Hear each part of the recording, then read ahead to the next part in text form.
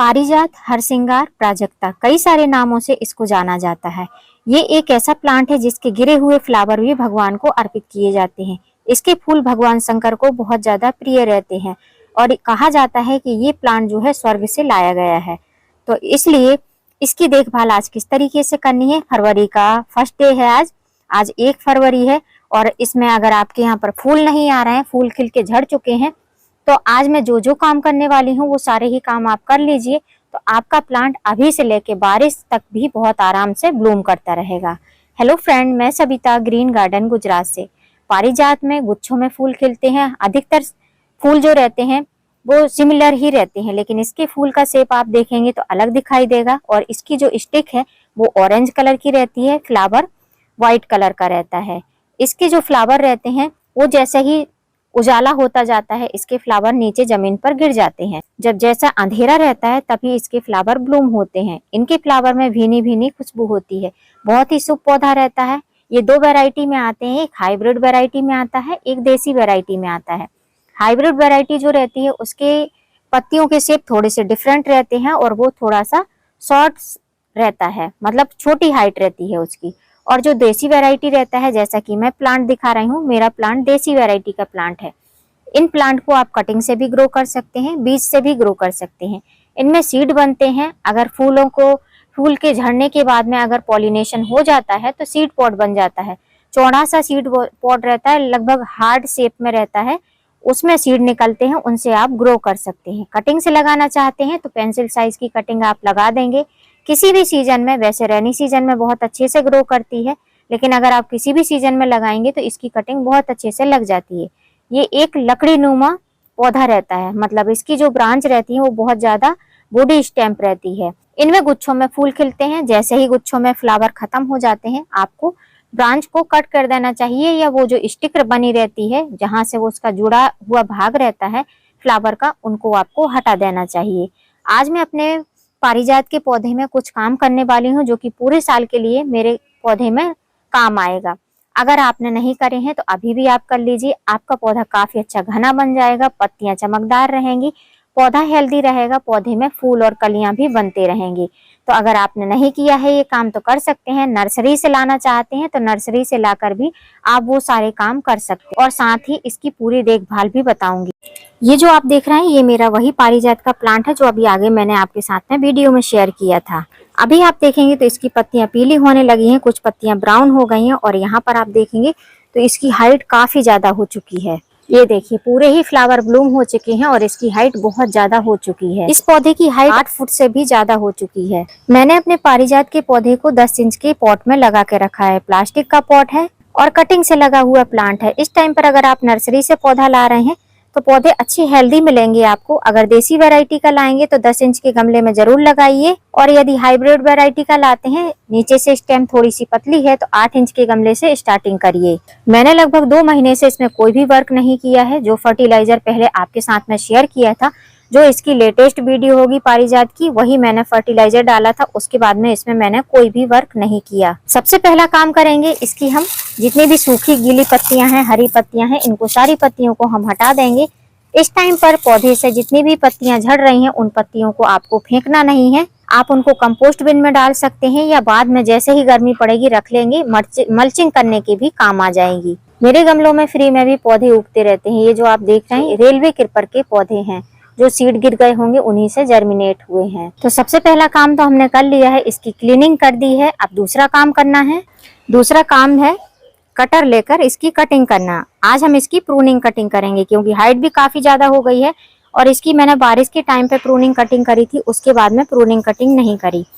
अब अगर आप प्रूनिंग करना चाहते हैं तो हार्ड प्रूनिंग होती है एक, और एक सेमी हार्ड प्रूनिंग होती है। मतलब कि अगर हार्ड प्रूनिंग करेंगे तो आप यहाँ से भी इसको उड़ा सकते हैं जितना छोटा करना चाहें, और सेमी हार्ड प्रूनिंग में जो ब्रांच रहती हैं इस टाइप की, इन ब्रांच को आपको कट करना रहता है। जब भी पारिजात के पौधे की प्रूनिंग कटिंग करते हैं या किसी भी पौधे की प्रूनिंग कटिंग करते हैं तो आपको ध्यान देना है कि नोड एरिया के नीचे से कट लगाना है। मोस्टली जब भी मैं कटिंग करती हूँ तो मैं लगभग इसी पार्ट से कट करती हूँ, यहाँ से ऊपर से, लेकिन आज मैं इसकी प्रूनिंग कटिंग नीचे से करने वाली हूँ। तो जैसा कि मैंने बोला कि मैं आज इसकी बहुत ज्यादा हार्ड प्रूनिंग करूंगी, तो मैं नीचे से ही इसमें कट लगाऊंगी। प्रूनर कटर इस तरीके का होना चाहिए कि अगर आप एक बार कट लगाए ना तो तुरंत ही वो कट हो जानी चाहिए ब्रांच। तो इस तरीके की ये जो आप ब्रांच देख रहे हैं ये सूखी हुई ब्रांच है, इसीलिए ये कट नहीं हो रही थी। तो इस ब्रांच को हम हटा देंगे, जो सूखी सूखी ब्रांच है उनको हमको नहीं रखना है। अब ये आप पे डिपेंड करता है कि आपको कितनी बड़ी ब्रांच रखनी है। मुझे काफी ज्यादा हार्ड प्रून करना है क्योंकि इसकी हाइट बहुत जल्दी बढ़ जाती है। ये देसी वैरायटी का है इसलिए इसकी हाइट बहुत तेजी से बढ़ती है, इसलिए इसको मैं एकदम से हार्ड प्रून कर दूंगी। तो अगर आप चाहते हैं हार्ड प्रूनिंग करना तो आप भी कर सकते हैं। जनवरी खत्म हो चुका है, फरवरी लग चुकी है, अब आप प्रूनर उठा सकते हैं और अपने पौधों में कटाई छटाई कर सकते हैं। तो पहले प्रूनिंग कर लेती हूँ, फिर आपको दिखाती हूँ।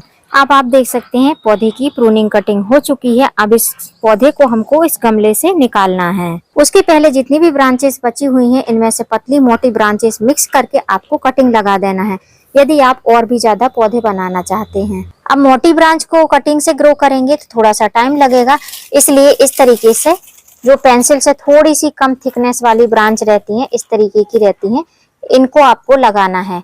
इनके एक नोड एरिया और यहाँ से एक नोड एरिया, लगभग एक नोड एरिया तो आपको जरूर ही इतना आपको मिट्टी में दबाना है। सैंड और सॉइल के मिक्स में लगाएंगे तो कटिंग आसानी से चल जाएगी। और अब जैसे गर्मियां स्टार्ट होने वाली हैं तो अब थोड़ा सा शेड में रखना है कटिंग को।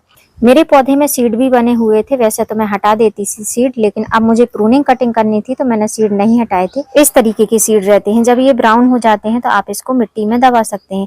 कोकोपीट और मिट्टी के मिक्स में अगर डाल देंगे तो ये सीड बहुत आसानी से ग्रो हो जाते हैं। अब जो लोग बोलते हैं कि हमारे पारिजात के पौधे में फूल बिल्कुल भी नहीं आते हैं, गमले में पौधा लगा हुआ है, तो आप उसकी टाइम पर रिपोर्टिंग करिए, टाइम पर खाद दीजिए, टाइम पर प्रूनिंग करिए, बहुत ही अच्छे से पौधा ब्लूम करता है, चाहे गमले में लगा हुआ हो चाहे जमीन पर लगा हुआ हो। तब इसको मैं गमले से निकाल लेती हूँ, फिर मैं आपको दिखाती हूँ। ये देखिए पौधे को मैंने गमले से निकाल लिया है। मैंने 2 दिन से वाटरिंग नहीं करी थी, जिसके कारण गमले से पौधा बहुत आसानी से निकल आया था। रूट बॉल में देख सकते हैं बहुत अच्छे से रूट बनी हुई है, मतलब इस तरीके से रूट बनती है। समझ लीजिए अब पौधे को रिपोर्ट करने का टाइम आ गया है।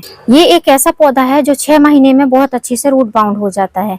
अगर अभी मैं इसकी रिपोर्टिंग कर दूंगी तो सितंबर अक्टूबर में ये फिर से रूट बाउंड होने लगेगा। अगर आप चाहो तो रूट बाउंड में ही खाद देकर मेरी तरह काम चला सकते हैं, या फिर आप रिपोर्टिंग कर सकते हो। मैं तो 10 इंच के गमले में लगाती हूँ तो मैं इसकी बार बार रिपोर्टिंग नहीं करती हूँ, साल में एक बार ही रिपोर्टिंग करती हूँ। अब यदि मेरी तरह गमले में ये लगा हुआ था प्लांट, उसी में लगाना चाहते हैं तो रूट को अच्छी तरीके से आपको प्रून करना पड़ेगा। जैसे आपने ब्रांच को प्रून किया वैसे ही आपको रूट को भी प्रून करना पड़ेगा। जैसा कि मैंने बोला कि ये जो पौधा रहता है ये साल में 2 बार रूट बाउंड हो जाता है। अगर आपने अच्छे से इसकी देखभाल नहीं करी, अच्छे से रिपोर्टिंग नहीं करी। जैसे मैं रिपोर्टिंग करती हूँ तो मैं क्या करती हूँ कि 10 इंच के गमले में ही लगाती हूँ, लेकिन इसकी नीचे से रूट को हाफ पार्ट तक मैं क्लीन कर देती हूँ, उतनी रूट में हटा देती हूँ। ये एक ऐसा पौधा है नीचे भी बहुत अच्छे से रूट बनाता है, और जो ये ऊपर का साइड है इसका, यहाँ पर भी इसमें बहुत सारी रूट रहती हैं, जो फीडर रूट रहती हैं। जब आप गुड़ाई करेंगे तो इसमें बहुत सारी फीडर रूट खाद देते टाइम दिखाई देंगी। ऐसा लगेगा कि पौधा बहुत ज्यादा रूट बाउंड है, लेकिन ऐसा होता नहीं है। ये ऊपर भी उतने ही रूट बनाता है, नीचे भी उतने ही रूट बनाता है। अब हम रूट को ट्रिम करेंगे। अब यदि आपके पास में आरी वगैरह है तो आप आरी से भी कट कर सकते हैं, उससे इजीली हो जाता है। मैं इस तरीके की खुरपी वगैरह रहती हूँ उन्हीं से कट करती हूँ, हर साल ही ऐसे ही करती हूँ। तो इस तरीके से घुमा घुमा के हमको एक शेप दे देना है कटिंग का। उसके बाद में रूट बॉल अपने आप ही थोड़ा सा हम ऐसे दबाएंगे तो निकल जाता है। रूट बॉल को 2 पार्ट में डिवाइड कर दिया है। ये हमारा मेन प्लांट वाला रूट बॉल, और ये हमारे अब किसी काम का नहीं है। इसकी मिट्टी अगर निकालना चाहें आप तो इसको धूप में रख दें फोड़कर, और मिट्टी को अच्छे से स्टरलाइज कर छान कर रख सकते हैं, क्योंकि इसमें काफी ज्यादा रूट बनी हुई है। और ये जो है रूट बॉल, इसको हम अभी साइड से भी क्लीन करेंगे, तो साइड से भी इसकी हम मिट्टी को हटा देंगे। छोटे गमले में इसको नहीं लगाया जाता है। स्टार्टिंग जो है 10 इंच से 12 इंच के गमले से ही की जाती है। फिर आप लगाना चाहें तो बड़े में भी लगा सकते हैं, और बड़े में, लेकिन टेरेस गार्डनिंग के लिए बहुत बड़ा गमला यूज नहीं करना चाहिए। उसका रीजन ये है कि अकेले अगर आप गार्डनिंग करते हैं तो फिर रिपोर्टिंग वगैरह करने में प्रॉब्लम हो जाती है। जैसे मैं हूँ तो मुझे रिपोर्टिंग करने में प्रॉब्लम होती है, तो मैं 10 इंच 12 इंच से ज्यादा गमले का यूज नहीं करती हूँ। मैंने इसकी रूट को बहुत अच्छे से ट्रिम कर दिया है। जो रूट बॉल था उसको भी बहुत अच्छे से ट्रिम कर दिया है। आप चाहें आप तो इसको 8 इंच के गमले में भी लगा सकते हैं, जैसे कि मैं 10 इंच के गमले में लगाने वाली हूँ। तो मैं उसी में इसको लगाऊंगी। आप पारिजात के पौधे को लगाने के लिए गमले में किस तरीके का सॉइल मिक्स बनाना है, तो सबसे पहले तो ली है मैंने गार्डन सॉइल। अगर आप फर्स्ट टाइम लगा रहे हैं, फर्स्ट टाइम अपने टेरेस पे मिट्टी लेकर आए हैं, नर्सरी से खरीद के लाए हैं या किसी भी फील्ड से आप उठाकर लाए हैं, तो उस मिट्टी में जितनी आपकी मिट्टी है उससे हाफ आप सैंड डाल लीजिए। मेरी मिट्टी आप देखेंगे तो इस तरीके से भुरभुरी है। क्यों है भुरभुरी? क्योंकि इसमें किचन कंपोस्ट भी है। मैं मिट्टी को बार बार उसी मिट्टी को यूज करती हूँ, मैं कोई दूसरी मिट्टी नहीं लाती हूँ। किचन कंपोस्ट रहता है उससे भी मैं मिट्टी तैयार करती हूँ और सैंड भी इसमें मिक्स है। तो अगर आप नई मिट्टी लाए हैं तो हाफ मिट्टी हाफ सैंड इतना यूज करिए। अगर आपने एक भाग मिट्टी ली है तो एक भाग सैंड लीजिए, जितनी मिट्टी है उतनी सैंड का यूज करिए। उसके बाद मैं खाद के लिए यूज कर रही हूँ काऊ डंग गोबर खाद। ये डिकम्पोज गोबर खाद है। कच्ची गोबर खाद आपको नहीं यूज करनी है। अगर आप कच्ची गोबर खाद यूज करेंगे तो बारिश के टाइम में मिट्टी में बहुत सारे कीड़े मकोड़े हो जाएंगे। अब जितनी मिट्टी है उससे हाफ पार्ट हमको इसमें गोबर खाद नहीं देनी है, ये आप अपने अकॉर्डिंग दे सकते हैं। अब हमारे यहाँ पर थोड़ी थोड़ी गर्मी का एहसास होने लगा है। अभी दोपहर के 12 बज रहे हैं और गरम गरम हवाएं थोड़ी सी महसूस हो रही हैं।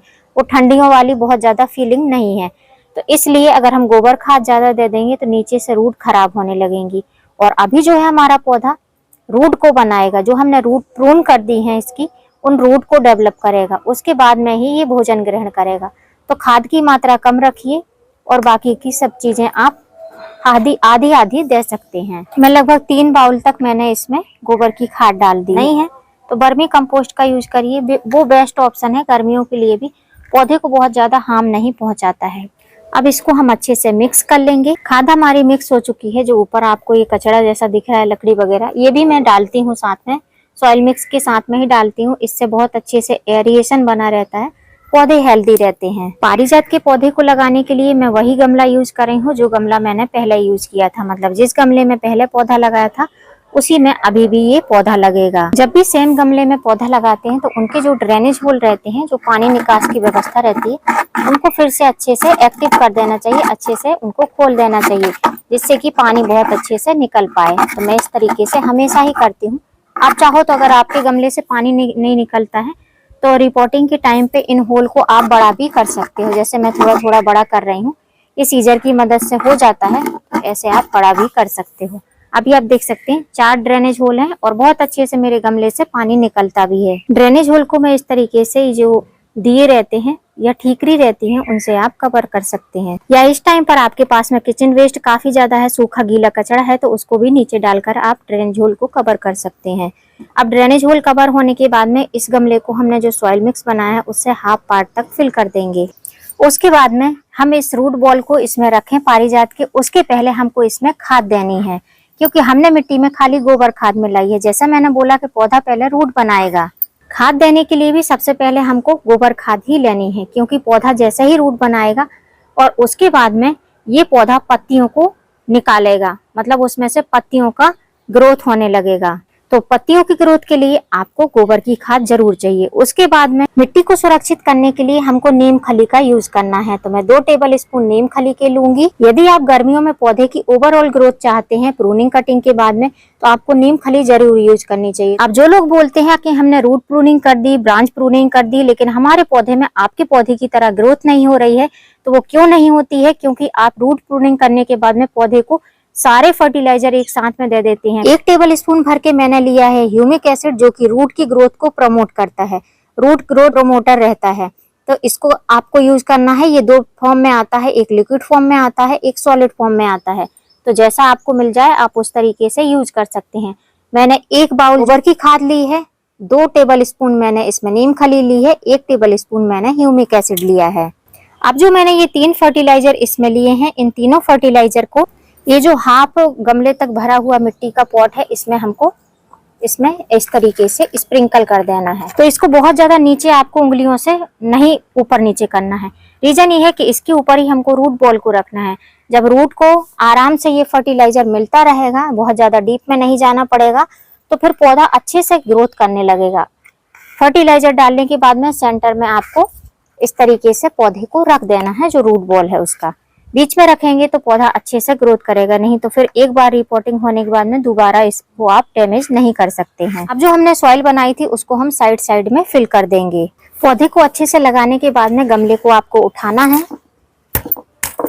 और 2 से 3 बार इस तरीके से टैप टैप करना है, जिससे कि मिट्टी अच्छे से स्टेबल हो जाए, पौधा जो रूट बॉल है वो अच्छे से सेट हो जाए।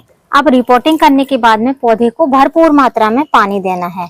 और अब इस टाइम पर जैसे ही गर्मियां स्टार्ट होती हैं, आपको रिपोर्टिंग करने का टाइम भी चेंज करना पड़ेगा। जैसे कि सर्दियों में आप सुबह भी रिपोर्टिंग कर लेते थे, दोपहर को भी रिपोर्टिंग कर लेते थे, लेकिन अब गर्मियों में ऐसा नहीं करना है, आपको शाम के टाइम ही रिपोर्टिंग करना है। शाम के टाइम रिपोर्टिंग करेंगे तो रात के टाइम एटमॉस्फेयर बहुत अच्छा रहेगा, पौधे की जड़ें काफी अच्छे से ठंडक पाएंगी और पौधा अच्छे से नीचे से रूट बना पाएगा। अब इतना पानी डालने के बाद में थोड़ी देर ब्रेक लेना है, उसके बाद में इसमें वाटरिंग करनी है।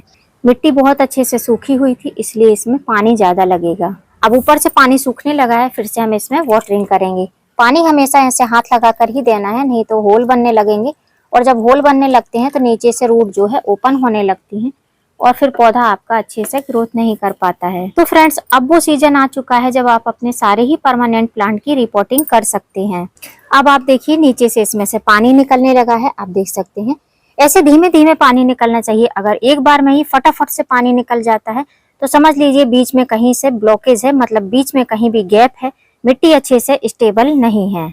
अब इस पौधे को आप चाहें तो सेमी शेड में रख सकते हैं, आप चाहें अगर आपके यहाँ पर सुबह शाम ठंडी हवाएं चलती हैं, जैसे हमारे यहाँ पर सुबह शाम थोड़ी सी ठंडक रहती है नाम के लिए, तो ऐसी कंडीशन में आप इसको ओपन में ही रख सकते हैं, क्योंकि ये गर्मी वाला पौधा है। गर्मी मिलेगी तभी इसमें न्यू ग्रोथ स्टार्ट होगी।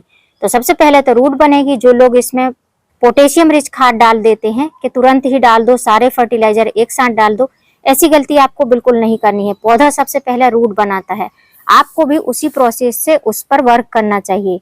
सबसे पहले रिपोर्टिंग करते हैं तो रूट के लिए ही फर्टिलाइजर देना चाहिए, ना कि फ्लावरिंग के लिए फर्टिलाइजर। तो बस आप रूट के लिए फर्टिलाइजर दीजिए। देना चाहते हैं तो साथ में कोई कंपोस्ट दे सकते हैं, वर्मी कंपोस्ट या गोबर की खाद या गोट मैन्योर। वैसे ही इसमें रूट का डेवलपमेंट हो जाएगा, वैसे ही पौधे में न्यू ग्रोथ स्टार्ट हो जाएगी। इसमें जगह जगह से आपको फुटाव दिखने लगेंगे। अभी आप देख सकते हैं इसमें कहीं भी आपको फुटाव नहीं दिख रहे हैं। जैसे ही इसमें फुटाव आएंगे तब मैं आपके साथ में इसमें दूसरे फर्टिलाइजर शेयर करूंगी। इस प्लांट का मैं टाइम टू टाइम आपके साथ में अपडेट भी शेयर करूंगी। तो अब वो समय आ चुका है जब आप अपने पौधे, सारे ही पौधे में प्रूनर कटर लगा सकते हैं। उम्मीद करती हूँ फ्रेंड वीडियो हेल्पफुल रहा होगा। वीडियो यदि अच्छा लगा हो तो वीडियो को लाइक करना, चैनल पे न्यू हो तो चैनल को सब्सक्राइब करना बेल आइकन के साथ। फिर मिलूंगी किसी नई वीडियो में नए टॉपिक के साथ। तब तक के लिए हैप्पी गार्डनिंग।